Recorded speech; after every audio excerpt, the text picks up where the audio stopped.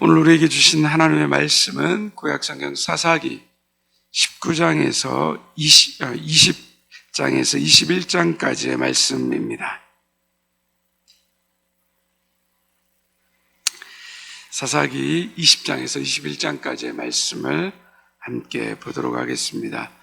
사사기 20장은 어제에 이어서 계속해서 연결되는 말씀입니다. 이스라엘이 각각 자기 소견에 옳은 대로 행함으로 얼마나 그 시대가 타락하고 부패했는지, 하나님 없는 삶이 행복해 보이리라고 생각했는데 하나님 없는 그 삶이 얼마나 비참함과 제약 가운데 살아가게 되는, 그래서 우리의 인생이 얼마나 나락으로 떨어질 수 있는가를 보여주는 이야기들이 계속 이어집니다.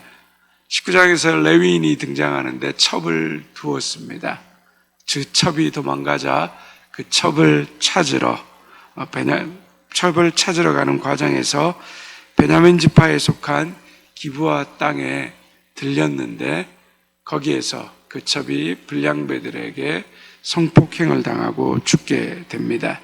참으로 비극적인 사건인데 그 사건을 처리하는 그 레위인의 모습이 더 충격적입니다. 그 첩의 사체를 12조각으로 토막내어 각 지파에게로 보냅니다. 이런 끔찍한 일들을 그 각 지파에서 경험하면서 각 지파들이 놀랍고 뒤집혀서 함께 모이게 됩니다. 도대체 왜 이런 일들이 우리 가운데 일어났는가?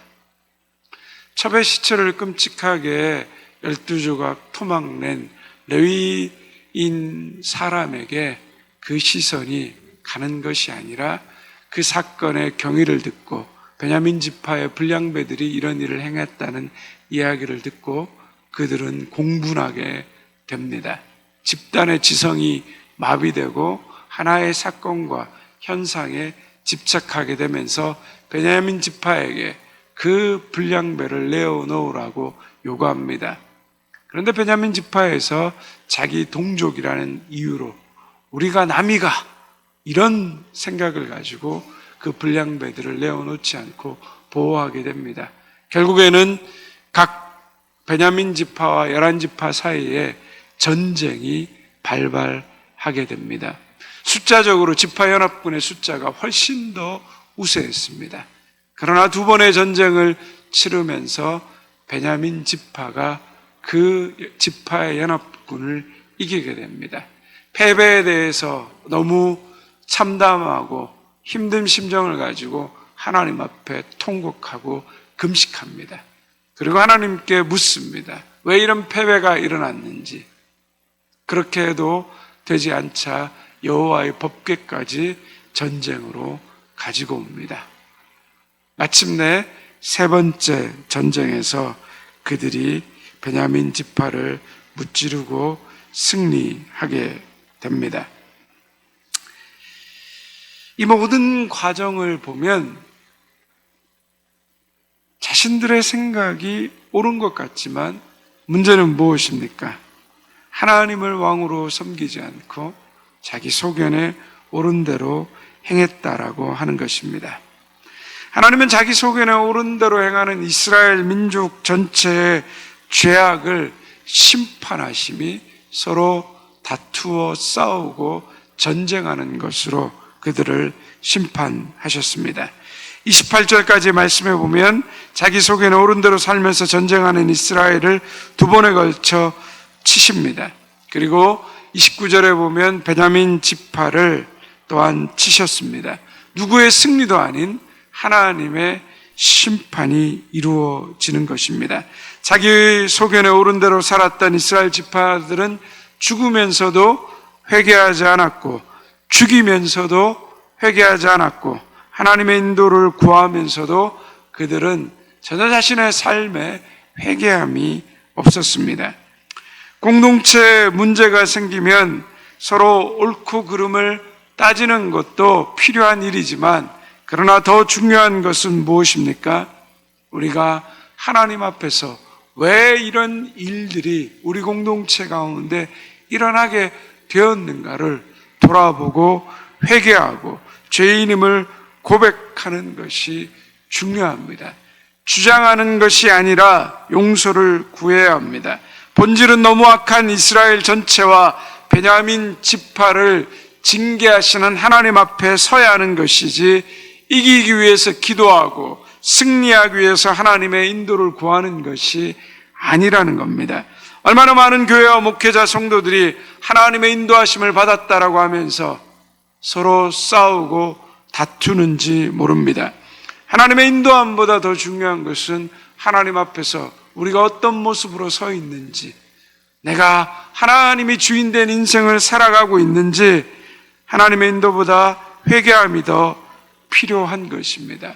우리가 말씀 앞에 서서 내 인생이 하나님의 말씀의 기준이 되어서 살아가는지, 자기 소견에 옳은 대로 살아가고 있는지를 돌아보아야 하는 것입니다. 21장으로 넘어갑니다. 결국 세 번째 전쟁에서 이스라엘 연합지파가 베냐민 지파를 무찌르고 승리합니다. 그런데 승리에 대한 기쁨을 누릴 겨를도 없이 그들이 다시 통곡하는 장면이 나옵니다. 21장 1절에서 3절의 말씀을 함께 같이 읽겠습니다. 이스라엘 사람들이 미스바에서 맹세하여 이르기를 우리 중에 누구든지 딸을 베냐민 사람에게 아내로 주지 아니하리라 하였더라.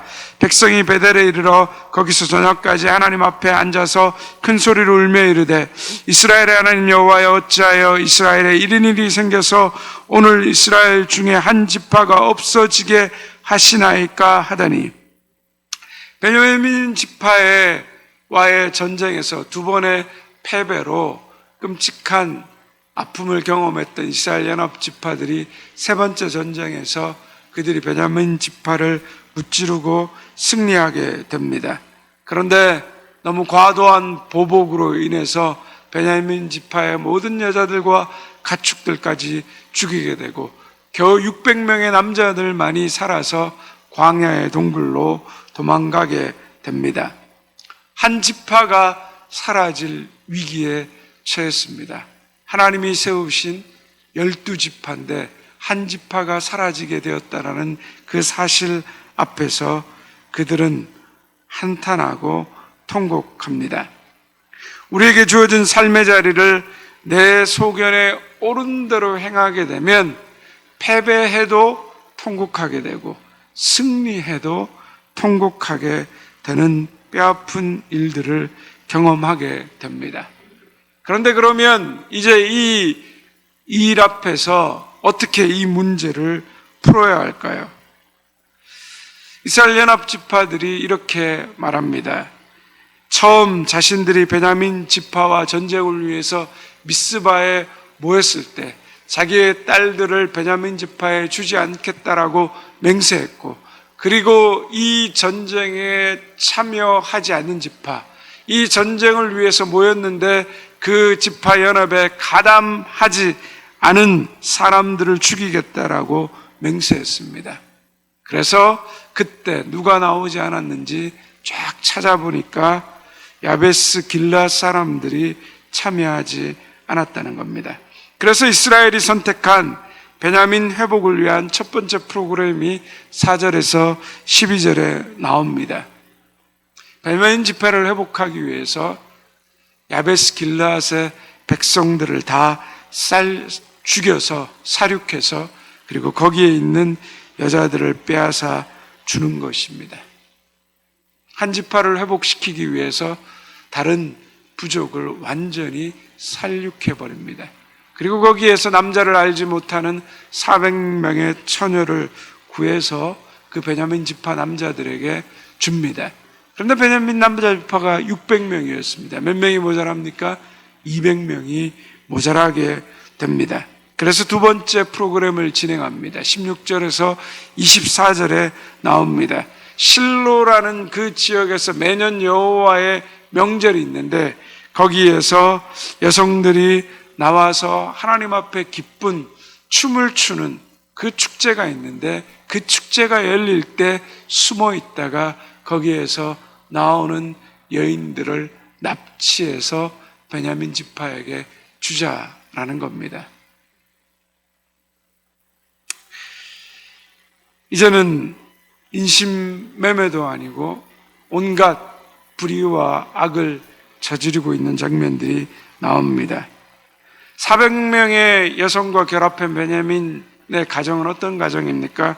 부모, 형제가 다 끔찍하게 살육당해서 생긴 가정이고, 200명의 여성은 자기 의사와 상관없는 결혼을 하게 된 그런 참으로 어이없는 그러한 통곡과 한을 가진 여성들로 이루어진 가정입니다. 하나님이 내 인생의 왕이 아니면, 우리 소견에 옳은 대로 행하게 되면 그것이 아무리 선한 일을 한다고 해도 그 일들은 악한 일이 되고 사람들의 눈에 눈물을 나게 하며 고통받게 만드는 일이 되고 마는 것입니다. 소경이 소경을 바르게 인도할 수 있겠습니까? 잘한다고 했는데 이상한 결과가 나오고, 열심히 한다고 했는데 상처만 남습니다. 도와주려고 했는데 오히려 더 상황을 악화시킵니다. 이것이 사사기에서 자기 소견에 옳은 대로 행하는 인간의 끔찍한 악의 모습입니다. 사사기 저자가 마지막으로 우리에게 다시 한번 상기시키고 말하는 것이 무엇입니까? 21장 25절의 말씀입니다. 함께 같이 읽겠습니다. 그때 이스라엘에 왕이 없었으므로 사람이 각기 소견에 옳은 대로 행하였더라.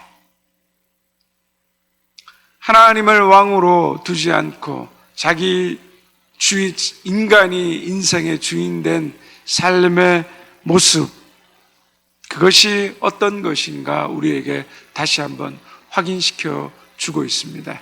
자기 소견에 옳은 대로 행한 인간의 모습, 자기의 욕망과 자신의 생각과 자기 자신을 믿고 살아간 인간의 모습이 그 역사에서 어떻게 나타나고 있는가 우리에게 보여주고 있습니다.